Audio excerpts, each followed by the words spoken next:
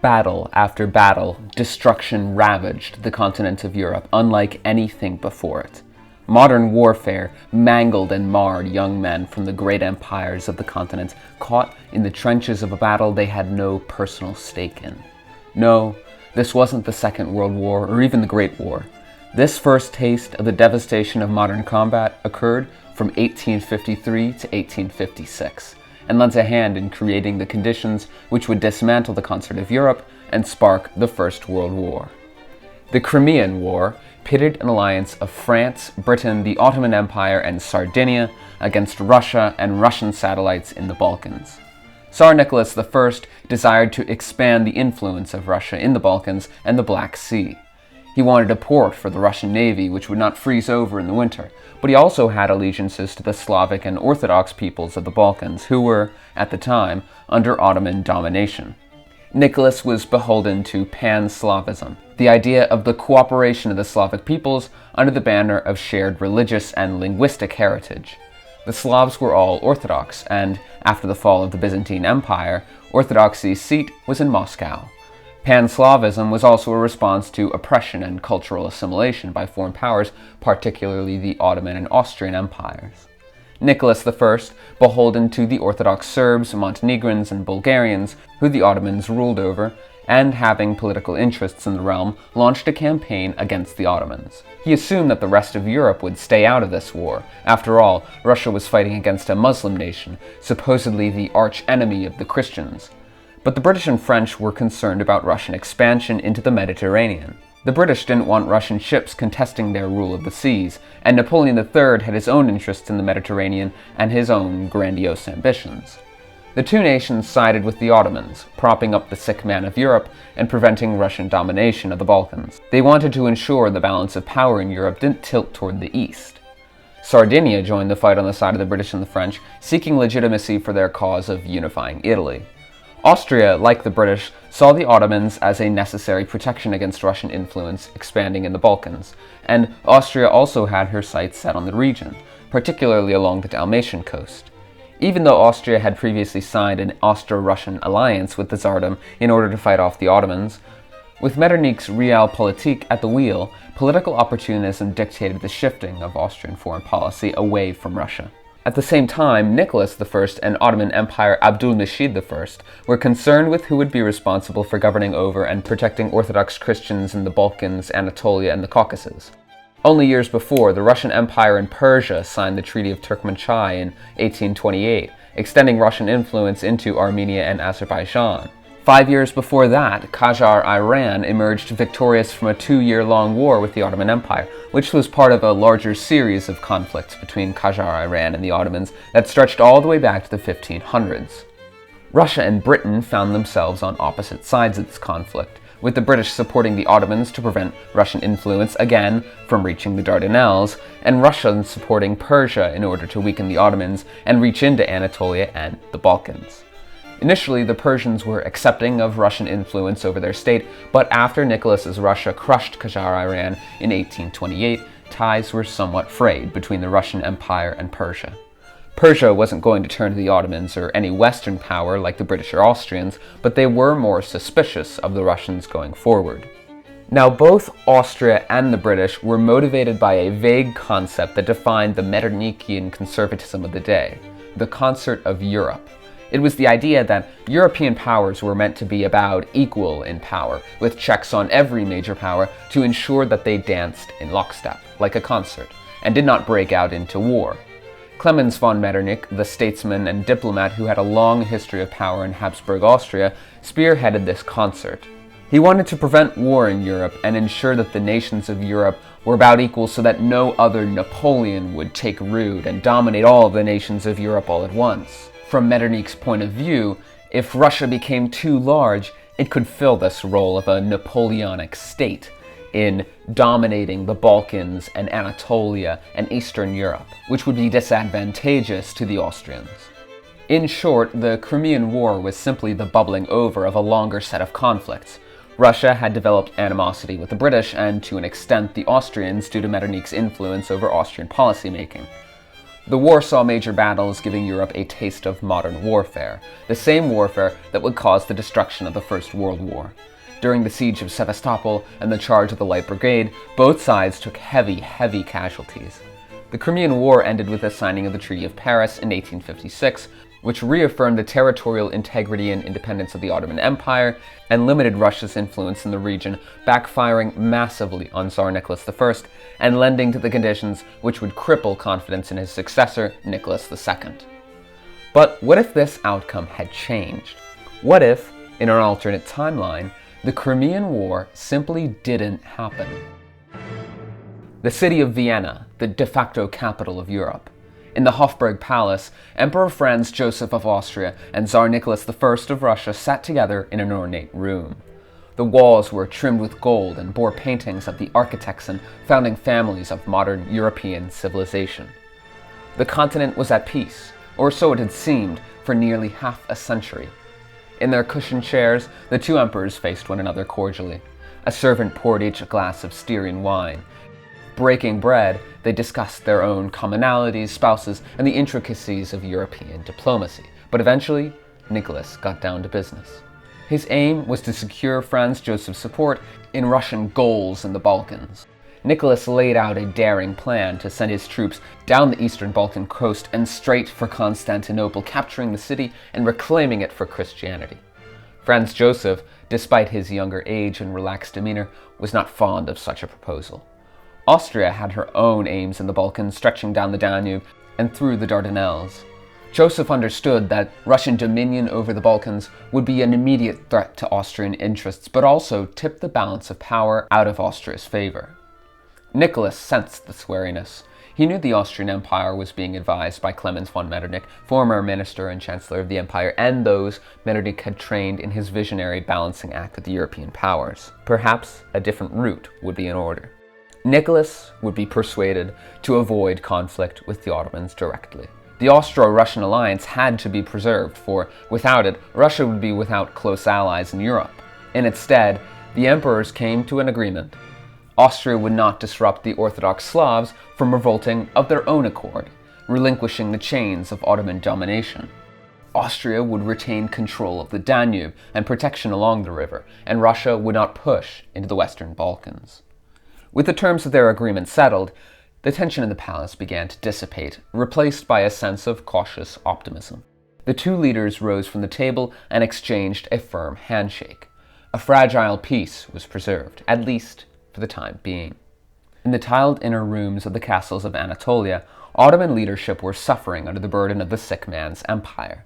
Already the Ottomans had been in its steady internal decline since the 16th century, despite their territorial expansion. Agriculture was falling behind the empire's population growth, causing revolts and unrest, especially among the conquered peoples of Arabia and North Africa.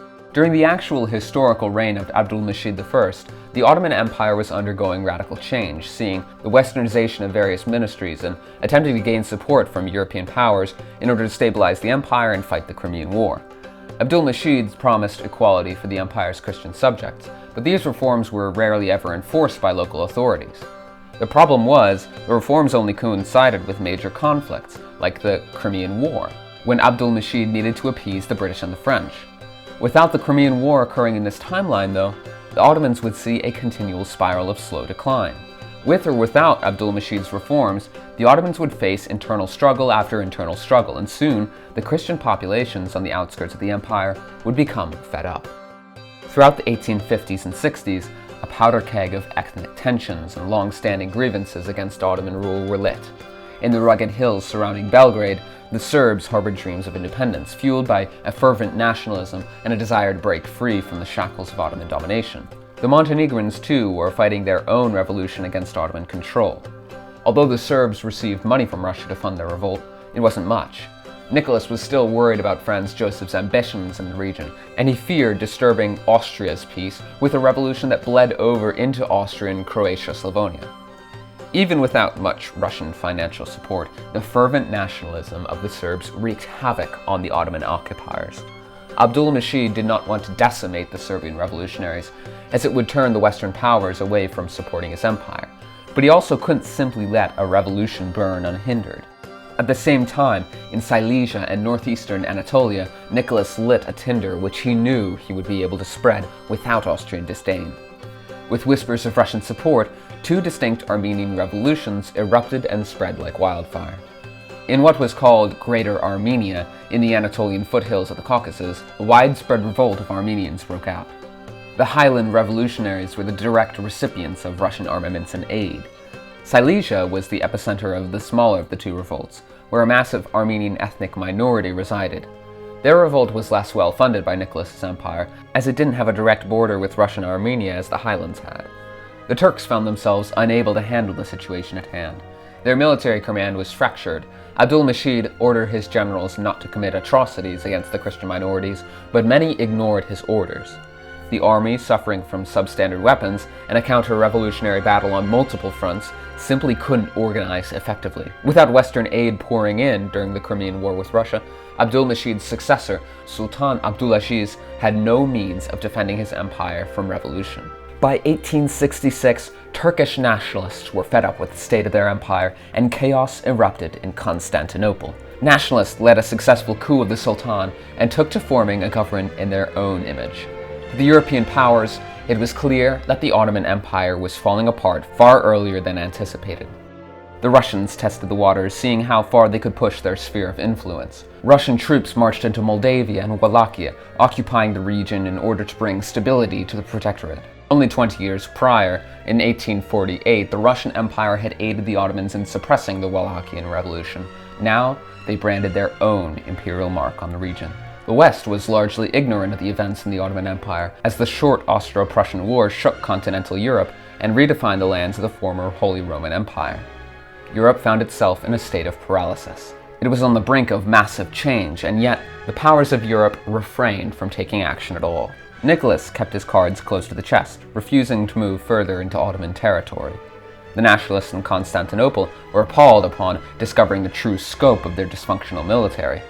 The incapacitated Ottoman government was unable to suppress the growing revolutions on their borders, and the Western powers began to take note. The British in particular felt the sway of internal Philhellenism, a trait shared among the ranks of the British ruling class.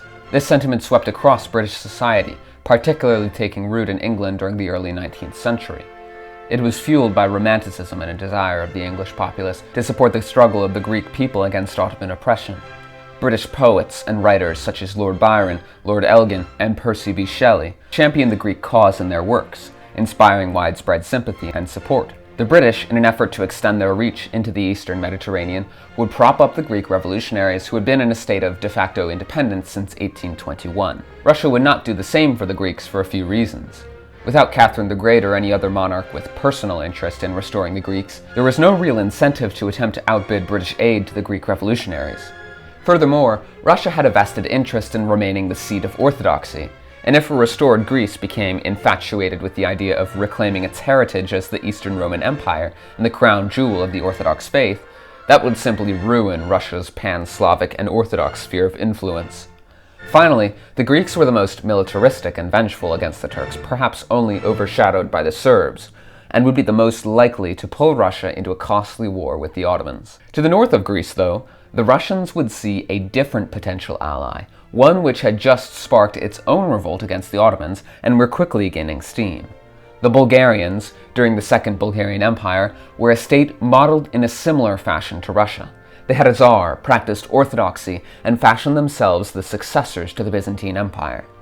With direct support from the Russians, and in a direct disregard of his father's promise, Tsar Nicholas II, the newly crowned ruler of Russia, would openly prop up Bulgaria as a bulwark against the Ottoman Empire. Nicholas II's mandate would be a new form of pan-Slavism, one with a Bulgarian tendency. While the powers of Europe schemed in the Balkans, Persia had its own plans for Ottoman Mesopotamia. Qajar Iran had no interest in reigniting the Assyrian revolutionary spark. That idea was long dead, but it did still fund Shia revolutionaries on their border. As a result, the de facto state of Baghdad would successfully take control of Ottoman borderlands, but these actions would backfire on the Shia Iranians, sparking Sunni Arab revolts in the North African and Arab regions of the Ottoman Empire. By this time, Ottoman decline was unstoppable, and the empire lost control over many regions wherein Turks did not compose the ethnic majority. The Ottoman system of rule was simply unsustainable with the advent of the nationalist takeover, and with so many powers working against it, collapse was inevitable. The British would try their hand at exerting influence over Arab revolutionaries in order to gain control over port cities in the Mediterranean, as would Napoleon III's France. But the ordeal was messy already, and difficult for the two European powers to sort out. Simultaneously, the British were becoming increasingly wary of Nicholas II's expansion in the Balkans, as were the Austrians. A second deal would be struck, this time between Nicholas II and Franz Joseph, which reaffirmed the Russian commitment to the alliance and ensured that Russian money wouldn't make its way up to the Serbs. This was fine for Nicholas. His new obsession was Bulgaria in the south, a nation whose liberation would not threaten Austria's position in the Balkans. Napoleon III was preoccupied in North Africa, securing French control over Algeria and Tunisia in the wake of Ottoman instability. On one hand, the opportunist in Napoleon was glad Russia was weakening the Turks, as it provided France with a potential gateway to Egypt, a fulfillment of the first French Empire's dreams. But with pestering from the British, Napoleon III had to come to terms with the fact that the expanding Russian influence tipped the balance of power and disrupted the concert of Europe. Any warm feelings the self-styled Emperor of France had towards Russia would swiftly become irrelevant, though, as the Franco-Prussian War would erupt and signal the end of the Second French Empire. We enter the 1870s with the Third French Republic and the United Kingdom solidly aligning themselves with one another. The unification of Germany would birth the German Empire, a threat to Austrian dominance in Central Europe. Russia and Austria would divide the Balkans between themselves, with the Russian sphere of influence stretching along the Black Sea coast and the Austrians along the Dalmatian coast. Piedmont Sardinia would still fully unify Italy, and see limited support from the Russians, French, and British, but for differing reasons. Nicholas II wanted to expand his influence over the Mediterranean and find new allies to build his naval capabilities, but it could not come at the cost of the Austro-Russian alliance. Because the Italians were chipping away at some of the Austrian territories, Russia had to be extremely careful in its maneuvering on the peninsula. The British and French were just keen on keeping the balance of power in Europe and breaking away Austrian control over Italy. Their main focus on rebalancing the concert of Europe, though, would be back in Germany. The UK and begrudgingly France would see the Germans as the only check against Russia's growing power. With Prussia, the British would seek liberal reforms in Germany in exchange for diplomatic and economic support. The French would follow suit, if only for the sake of appeasing their British allies. In this wake, two distinct European blocs would form: Britain, France, and Prussia or Germany on one side, and Austria and Russia on the other, with Italy stuck in the middle.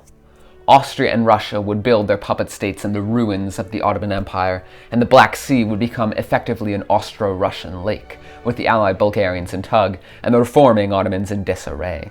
Russia might not be fully capable navally, but it would have access to allied warm water ports in Bulgarian Solun, now known as Thessaloniki. This solution wasn't permanent, though, because the Dardanelles were still under Ottoman rule, which was competent enough to defend its core lands. With the Prussians in the west, and the possibility of retribution if war was declared on the Ottomans, Tsar Nicholas II would have to turn his sights south towards Qajar, Iran, for a directly Russian-owned warm water port.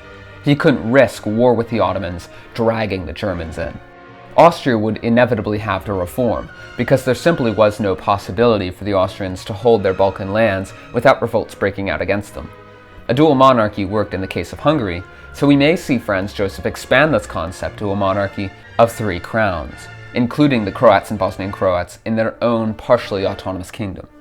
This course of action, depending on how tolerant the Croats are of the Serbs in their territory and how much pressure Austria-Hungary-Croatia exerts on its neighbors and puppets to the south, could prevent the rise of radical Serbian nationalism and prevent the spark of the First World War from being lit.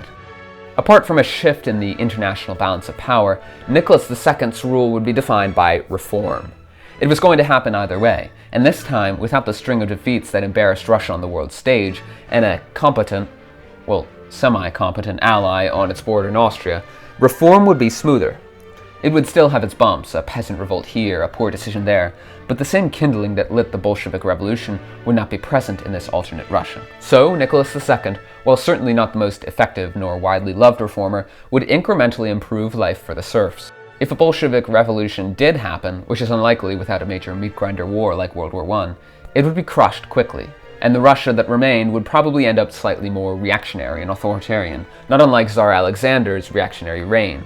Overall, the continent of Europe would enter the 20th century in a fragile peace, with the Russian and Austrian spheres of influence dominating the Balkans, the French expanding their colonial grip in North Africa, the British and a partially liberalized German Empire forming an incredibly strong economic alliance, and Italy still trying to figure out which team it should join. War in Europe is in some ways unavoidable, and it's probable, if not inevitable, that another spar would break out between the great powers, perhaps a second Austro-Prussian war, or a war over dominance in the Eastern Mediterranean. Either way, such a hypothetical conflict would most likely never become the destructive and history-altering conflict that the Crimean War and later World War I became in our timeline. War would still be a tool of realpolitik, and the world would not yet bear witness to the utter horror of 20th century combat. Thank you so much for watching. If you're new to the channel, welcome. We have new videos like this one every week, so be sure to subscribe and stay tuned. A special thanks to everyone who has donated to us on Patreon and through channel memberships on the main channel. Support from our patrons and donors helps make regular videos possible, and every donation goes a long way to keeping our channels going. If you can't donate anything, please consider subscribing on here and on our main channel and sharing this video to help out. Thanks again, and we'll see you in the next video. Mr. Z out.